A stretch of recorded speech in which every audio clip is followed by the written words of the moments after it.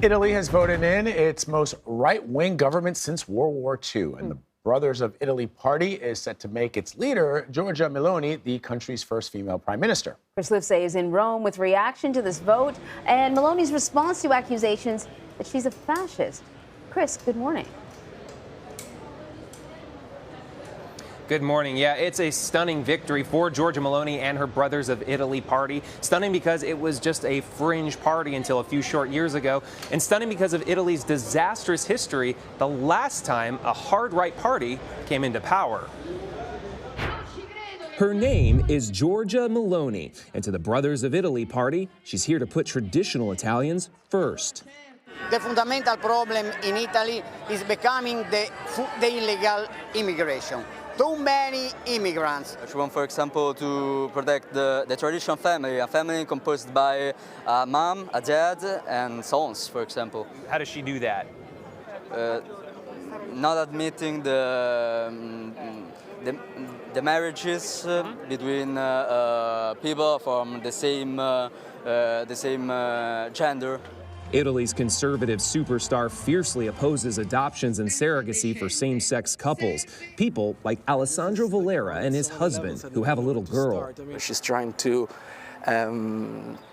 delete us and send a message that we are the cause of, we are the reason why Italy doesn't have enough children, we are the reason why we have demographic problems, we are the reason why the family is not holding strong, and we are scared.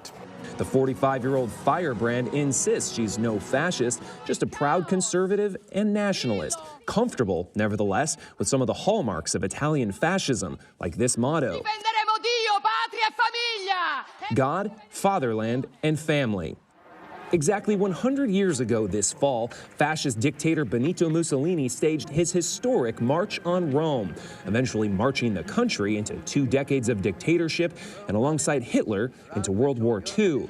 Neither Il Duce nor his fascist party survived, but several descendants are active in politics today, like his granddaughter Rachele Mussolini, a member of the Brothers of Italy. So has your last name been a hindrance or a help? It's been both, she says. Certainly when I entered politics, my last name was a springboard. A springboard in a party with the very symbol that's on Benito Mussolini's tomb. With the historical flame of the old party. But if there was no connection with fascism, wouldn't they? No. But why wouldn't they change their symbol then? No. A red flag, if there ever was one, says Edith Brooke, a renowned poet and Holocaust survivor. Giorgia Meloni says there's nothing to worry about. But are you worried? Yes, very much. Very, very worried. I think that she is fascist. Now, to be clear, Giorgia Meloni rejects that fascist label. And when it comes to foreign policy, she's been very supportive of Ukraine. But that's going to be tested when you consider that several of her party coalition members have long supported Vladimir Putin. Vlad, Anne-Marie? Chris, I listened to an interview before the election with a political reporter in Italy. And one of the things that he said was, when it comes to Italian politics, nothing is as it seems. How did this party go from being a fringe party to now the leading party in this coalition? I think you have to go all the way back to 2008. This country has been suffering a lot ever since the global economic crisis. Germany has been doing much better. Lots of other countries in Europe have been able to, bounce back following the Euro crisis.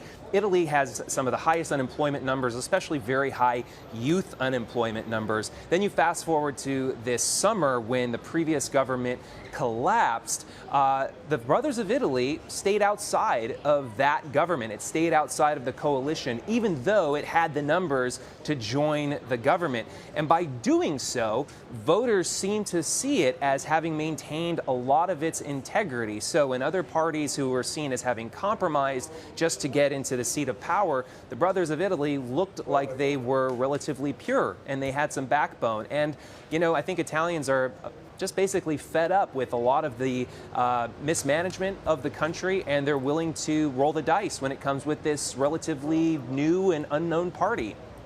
Yeah, it's a fascinating discussion. Yuval Noah Harari, the public intellectual, has written about this, how Chris and Anne-Marie, before 1940, there were sort of three choices that faced populations: fascism, liberal democracies, and communism. And then one by one, we saw the end of fascism after World War II. We saw the collapse of communism in the 1990s. And now what we're seeing is this collapse of progressive, liberal policies that fuel democracies.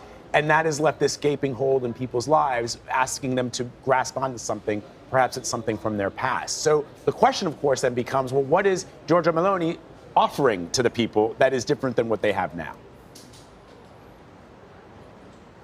You know, a lot of her rhetoric has been focused on identity politics. You know, she talks about her nationalism quite proudly, protecting Italians, speaking out against illegal immigration. She's actually proposed a naval blockade around Italy's vast coast to prevent the influx of migrants. Now, it's to be determined exactly how much of this is just daydreaming and what she'll actually be able to get away with, because it's not just her who governs. There are other members of her coalition, not to mention the parliament. And then you have the European Union that is paying very close attention to how she behaves. Italy stands to get about 200 million euros in COVID relief money, but there are strings attached to that. And so if they deviate too far from the democratic principles that the European Union is committed to upholding, they could jeopardize losing that money.